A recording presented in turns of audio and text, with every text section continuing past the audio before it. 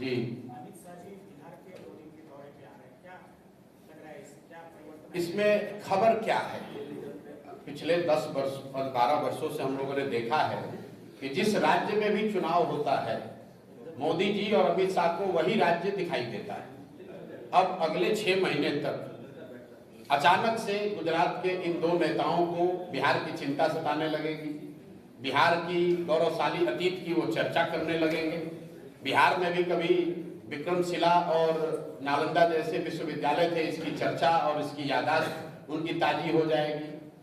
बिहार के बच्चों, बिहार की गरीबी कैसे दूर होगी ये पता अभी उनको चलेगा। अगले 6 महीने तक जितनी भी सरकारी योजनाओं का बटन दबाया जाएगा उसका केंद्र भी बिहार बनाया जाएगा।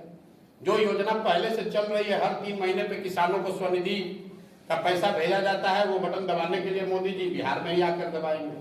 तो ये कोई नई बात नहीं है, लेकिन नवंबर के बाद ये दोनों लोगों को फिर बिहार कभी अगले 6 महीने तक 6 साल तक दिखेगा नहीं, क्योंकि तब तो बिहार उनके लिए सिर्फ मजदूर का सप्लाई केंद्र है। अच्छा तो तब होता जब अमित शाह जी आ रहे हैं और वो घोषणा कर दें कि अगले 2 साल 4 साल 5 साल में बिहार से मजदूरों का पलायन, जो गुजरात के फैक्ट्रियों में, मोरबी में, सूरत में जो लड़के इस गर्मी में 12-15 हजार रुपए में नौकरी मजदूरी कर रहे हैं और गुजराती लोग उन फैक्ट्रियों के मालिक हैं, अमित शाह जी ये घोषणा कर दे कि उन लोगों के, उन बच्चों को भी जो गुजरात के मजदूरों को मजदूरी मिल रही है, उतनी मजदूरी तो कम से कम बिहार के बच्चों को दिलवाओ। ये बात यहाँ बिहार में कभी चर्चा नहीं होती है। हम लोग ये सब कहते हैं कि यहाँ से लोग बाहर मजदूर जाते हैं, लेकिन गुजरात के मजदूरों को उसी फैक्ट्री में जो पैसा मिल रहा है और बिहार के मजदूरों को जो फैक्ट्री में पैसा मिल रहा है, उसमें जमीन आसमान का फर्क है। अच्छा तब लगेगा जब अमित शाह जी आए और बताए कि गुजरात के जो बड़े उद्योगपति हैं उनमें से कितने लोग बिहार में उद्योग लगाएंगे। पिछले 12-15 साल में तो लगाया नहीं।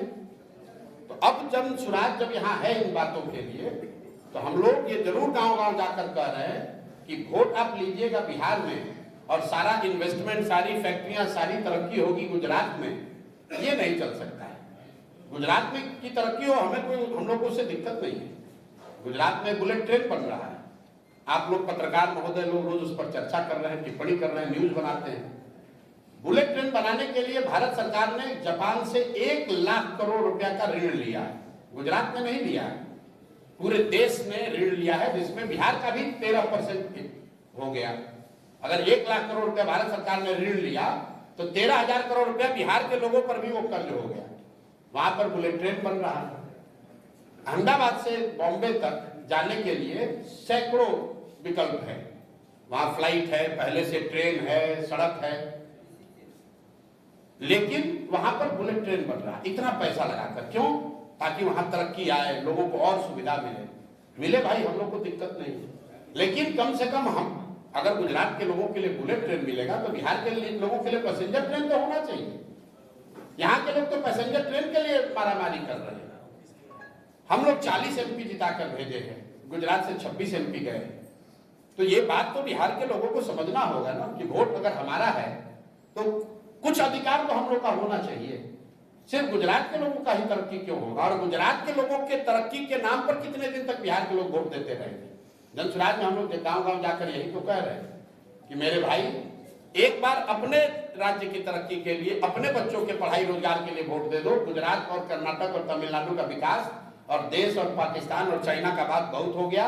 ये बिहार विधानसभा का चुनाव है, बिहार की तरक्की के लिए, बिहार के बच्चों के पढ़ाई रोजगार के लिए वोट दीजिए। तो अमित शाह जी जब आएंगे तो आप लोगों को मौका लगे तो सवाल पूछिएगा कि पिछले 15 साल में केंद्र में उनकी सरकार है, कितनी फैक्ट्री बिहार में लगी है। पटना विश्वविद्यालय को सेंट्रल विश्वविद्यालय बनाने के लिए सार्वजनिक तौर पर सभा में मुख्यमंत्री ने, बिहार के मुख्यमंत्री ने, जो उन्हीं के मुख्यमंत्री है, हाथ जोड़कर मोदी जी से कहा सेंट्रल यूनिवर्सिटी सर बना दिया जाए, सेंटेनरी ईयर है। मोदी जी ने मन से उसको खारिज कर दिया। फिर भी अगर पटना विश्वविद्यालय से सरोकार रखने वाले लोग जाकर मोदी जी को, भाजपा को वोट देते हैं तो दोष मेरा और आपका है, मोदी जी का नहीं है।